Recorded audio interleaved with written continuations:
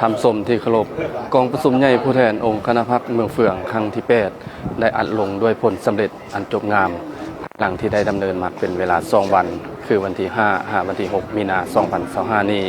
ในกองประชุมได้ป้อนบัตรเลือกตั้งเอาคณะบริหารงานพรรคเมืองสุดใหม่จำนวน23สหายและในกองประชุมครั้งปฐมฤกษ์ได้เป็นเอกภาพเลือกเอาสหายคำเพชรจันทร์ชมพูเป็นเลขาพรรคเมืองสุดใหม่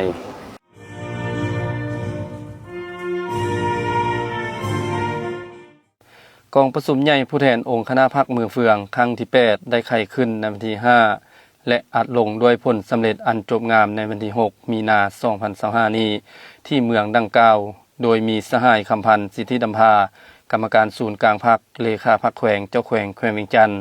มีสหายคำเพชรจันทร์ชมพูกรรมการพรรคแขวงเลขาพรรคเมืองเจ้าเมืองเมืองเฟืองและผู้แทนเข้าร่วม142สหายหญิง10สหายซึ่งเป็นตัวแทนให้แก่สมาชิกพรรคทั้งหมด 2,342 สหายบรรดาสหายที่เข้าร่วมกองประชุมได้ยกสูงความรับผิดชอบและสุ่มสติปัญญาของตนเข้าในการค้นคว้าประกอบคำคิดคำเห็น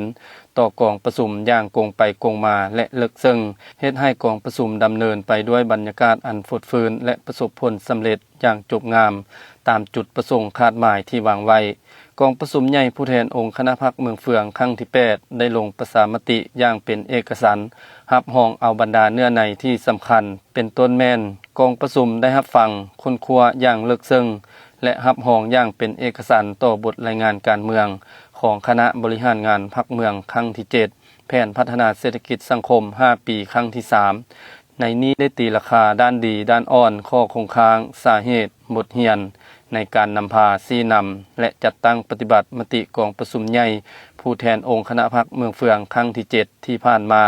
เป็นต้นแม่นบรรดาผลงานอันพ้นเด่นที่สามารถญาติได้ในแต่ละคงเขตเช่นเวียกงานป้องกันชาติป้องกันความสงบทั่วปวงชนรอบด้านแม้นได้รับการจัดตั้งปฏิบัติอย่างกว้างขวางเฮ็ดให้เสถียรภาพทางด้านการเมืองมีความหนักแน่นสังคมมีความเป็นระเบียบเรียบร้อย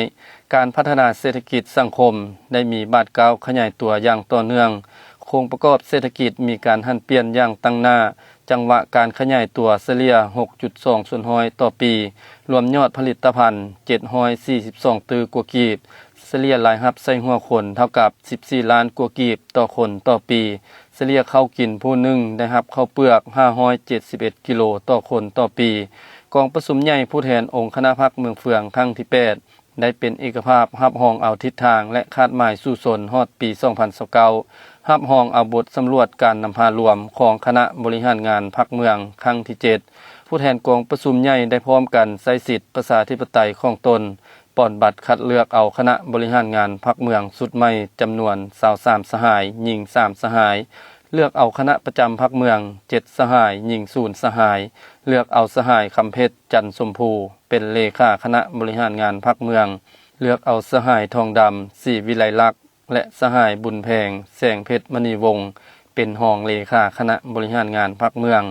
เลือกเอาสหายอาจวิไลพลเป็นประธานกฎการพรรคเมือง